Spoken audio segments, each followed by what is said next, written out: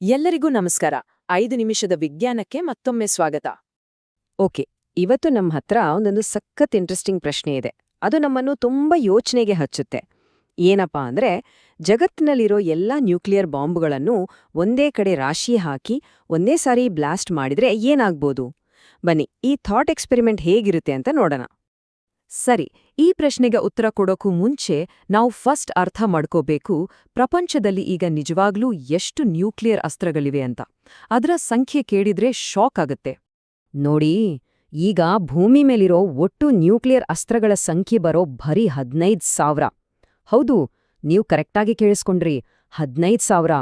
ಇದು ಎಲ್ಲಾ ದೇಶಗಳನ್ನು ಸೇರಿರೋ ಒಟ್ಟು ಶಕ್ತಿ. ಹಾಗಾದ್ರೆ ಈ ಬಾಂಬ್ಗಳೆಲ್ಲ ಇರೋದು ಯಾರತ್ರ? ಇದರಲ್ಲಿ ಆಲ್ಮೋಸ್ಟ್ 14,000 ಅಂದ್ರೆ ಬಹುತೇಕ ಎಲ್ಲಾ ಅಸ್ತ್ರಗಳು ಕೇವಲ ಅಮೆರಿಕ ಮತ್ತು ರಷ್ಯಾತ್ರನೇ ಇವೆ. ಉಳಿದ 1,000ದಷ್ಟು France, China, UK, Pakistan, Bharat, Israel ಮತ್ತು ಉತ್ತರ ಕೊರಿಯಾದಂಥ ದೇಶಗಳತ್ರ ಹಂಚೋಗಿದೆ. ಈ ಲೆಕ್ಕಾಚಾರ ನಿಜಕ್ಕೂ ತಲೆ ಗಿರ್ರನ್ನುತ್ತೆ. ಒಂದು ಕ್ಷಣ ಯೋಚನೆ ಮಾಡಿ.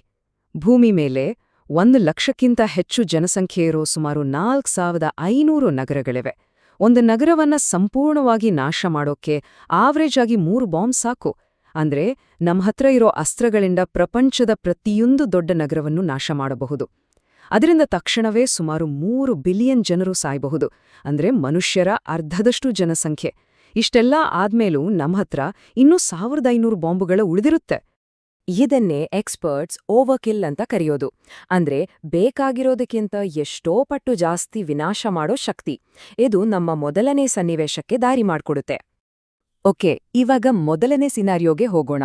ಒಂದು ವೇಳೆ ನಾವು ಈ ಎಲ್ಲ 15,000 ಬಾಂಬುಗಳನ್ನ ಅಮೆಜಾನ್ ಕಾಡಿನ ಮಧ್ಯದಲ್ಲಿ ಒಂದೇ ಸಾರಿ ಸ್ಫೋಟಿಸಿದ್ರೆ ಏನಾಗ್ಬೋದು?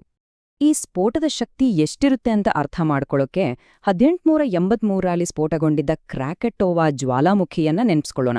ಅದು ಇತಿಹಾಸದಲ್ಲೇ ನಡೆದ ಅತಿ ದೊಡ್ಡ ಸ್ಫೋಟಗಳಲ್ಲಿ ಒಂದು. ನಮ್ಮತ್ರ ಇರೋ ಈ ನ್ಯೂಕ್ಲಿಯರ್ ಬಾಂಬ್ಗಳ ರಾಶಿ ಇದೆಯಲ್ಲ, ಅದು ಕ್ರಾಕೆಟೋವಾ ಸ್ಫೋಟಕ್ಕಿಂತ 1, 2 ಅಲ್ಲ, ಬರೋಬ್ಬರಿ 15 ಪಟ್ಟು ಹೆಚ್ಚು ಪವರ್ಫುಲ್. 3, 2, 1. ಕ್ಷಣಾರ್ಧದಲ್ಲಿ ಏನಾಗತ್ತೆ ಗೊತ್ತಾ? 50 ಕಿಲೋಮೀಟರ್ ಅಗಲದ ಒಂದು ಬೆಂಕಿಯ ಉಂಡೆ ಹುಟ್ಕೊಳ್ಳುತ್ತೆ. 3,000 ಚದುರ ಕಿಲೋಮೀಟರ್ನಷ್ಟು ಕಾಡು ಸುಟ್ಟು ಬೂದಿಯಾಗುತ್ತೆ. ಅದರಿಂದ ಉಂಟಾದ ಪ್ರೆಷರ್ ವೇವ್ ವಾರಗಟ್ಲೆ ಭೂಮಿಯನ್ನೇ ಸುತ್ತುತ್ತೆ. ಅಣಬೆಯಾಕಾರದ ಮೋಡ ಆಕಾಶವನ್ನ ದಾಟಿ ಬಾಹ್ಯಾಕಾಶದ ಅಂಚನ್ನೇ ತಲುಪುತ್ತೆ. ರೇಡಿಯೋ ಆಕ್ಟಿವ್ ಕಣಗಳು ಎಲ್ಲೆಡೆ ಹರಡ್ತವೆ. ಇಡೀ ಪ್ರಪಂಚದ ತಾಪಮಾನ ಕೆಲ ವರ್ಷಗಳ ಕಾಲ ಕಡಿಮೆ ಆಗತ್ತೆ. ಅಮೆಜಾನ್ ಕಾಡು ಅನ್ನೋದೇ ಇರೋದೇ ಇಲ್ಲ. ಆದ್ರೆ ಇಲ್ಲೊಂದು ದೊಡ್ಡ ಟ್ವಿಸ್ಟ್ ಇದೆ. ನಮ್ಮ ಮನುಷ್ಯ ನಾಗರಿಕತೆ ಇದೆಯಲ್ಲ, ಅದು ಸರ್ವೈವ್ ಆಗತ್ತೆ. ಇದು ಖಂಡಿತವಾಗಿಯೂ ಒಂದು ಭೀಕರ ದುರಂತ. ಆದ್ರೆ ಇದು ಜಗತ್ತಿನ ಅಂತ್ಯವಲ್ಲ.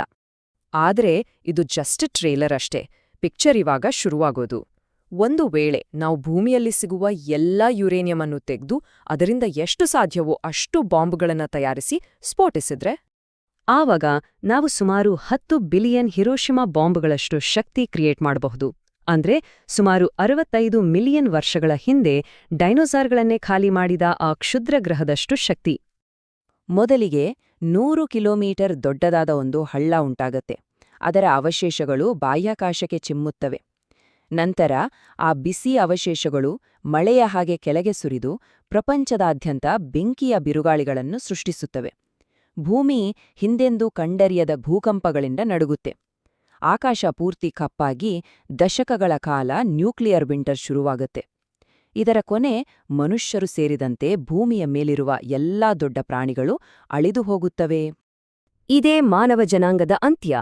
ಬಂಕರ್ಗಳು ಅಥವಾ ಸಬ್ಮರೀನ್ಗಳಲ್ಲಿ ಬದುಕುಳಿದ ಕೆಲವೇ ಜನರು ತಮ್ಮ ಆಹಾರ ಖಾಲಿಯಾದ ಮೇಲೆ ಹೊರಗೆ ಬಂದರೆ ಅವರು ನೋಡೋದು ಕೇವಲ ಸುಟ್ಟು ಕರಕಲಾದ, ಹೆಪ್ಪುಗಟ್ಟಿಸುವಷ್ಟು ಚಳಿಯ ರೇಡಿಯೋ ಆಕ್ಟಿವ್ ಬಂಜರು ಭೂಮಿಯನ್ನು ಮಾತ್ರ.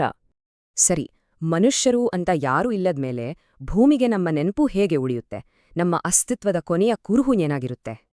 ಭವಿಷ್ಯದ ಭೂವಿಜ್ಞಾನಿಗಳು ಭೂಮಿಯನ್ನ ಅಧ್ಯಯನ ಮಾಡುವಾಗ ಅವರಿಗೆ ಒಂದು ವಿಚಿತ್ರವಾದ ತೆಳ್ಳಗಿನ ಕಲ್ಲಿನ ಪದರ ಸಿಗುತ್ತೆ. ಅದರಲ್ಲಿ ಯುರೇನಿಯಂ, ಪ್ಲಾಸ್ಟಿಕ್ ಮತ್ತು ನಾವು ಬಳಸ್ತಿದ್ದ ಅಪರೂಪದ ಲೋಹಗಳು ತುಂಬಿರ್ತವೆ. ಅದನ್ನು ನೋಡಿ ಅವರಿಗೇನೂ ಅರ್ಥವಾಗದೆ ಬಹುಶಃ ತಲೆಕೆಟ್ಟು ಹೋಗಬಹುದು. ನಮ್ಮ ಇಡೀ ನಾಗರಿಕತೆಯ ಕೊನೆಯ ಕುರುಹು ಅಷ್ಟೇ ಆಗಿರುತ್ತೆ. ಹಾಗಾದ್ರೆ ಈ ಇಡೀ ಆಲೋಚನಾ ಪ್ರಯೋಗದಿಂದ ನಾವು ಕಲಿಬೇಕಾದ ಪಾಠವಾದ್ರೂ ಏನು? ಈ ಎರಡು ಸನ್ನಿವೇಶಗಳನ್ನು ನೋಡಿದ್ರೆ ನಮಗೆ ಒಂದು ವಿಷಯ ಸ್ಪಷ್ಟವಾಗುತ್ತೆ. ನೋಡಿ, ನಮ್ಮ ಹತ್ರ ಈಗಿರೋ ಅಸ್ತ್ರಗಳು ಒಂದು ದೊಡ್ಡ ಅನಾಹುತನೆ ಸೃಷ್ಟಿಸಬಹುದು, ಆದ್ರೆ ನಾವು ಬದುಕುಳಿತೀವಿ. ಅದೇ ಭೂಮಿಯಲ್ಲಿರೋ ಎಲ್ಲ ಯುರೇನಿಯಂ ಬಳಸಿದ್ರೆ ಗೇಮ್ ಓವರ್.